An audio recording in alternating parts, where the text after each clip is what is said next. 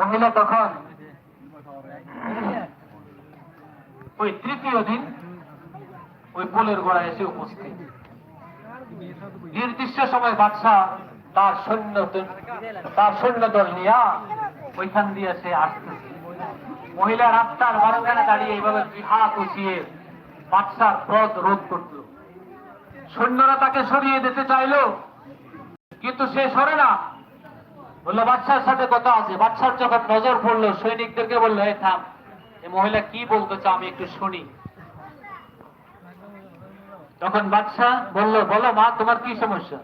বললে, আমি একজন বিধবা, আমি অসহায় নারী, আমার জীবিকার একমাত্র মাধ্যম ছিল আমার একটা গাভী। আমি সেই গাভীটা দিয়ে তার দুধ দহন করে বিক্রি করে আমার জীবিকা চালাই।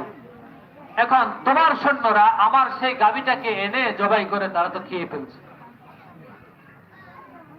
এখন তোমার কাছে আমার জানতে চাওয়া হলো, আমার এই গাভীর ক্ষতিপূরণ কি এই ফুলের গোড়ায় দিল না ওই ফুলের গোড়ায়? আল্লাহু আকবার। ওই ফুল বুঝছেন তো? বলছে না, এই ফুলের গোড়ায় দিবে না ওই ফুলের গোড়ায় দিবা, বলো। বাদশা এই কথা শুনে কাঁপতেছে থর থর করে। সে বলল,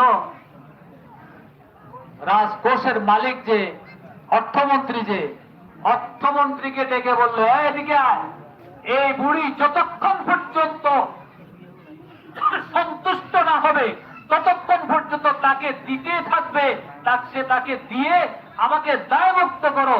এই ফুলের গোড়ায় দেয়ার ক্ষমতা আমার আছে, কিন্তু ওই ফুলের গোড়ায় দেয়ার ক্ষমতা আমার নাই।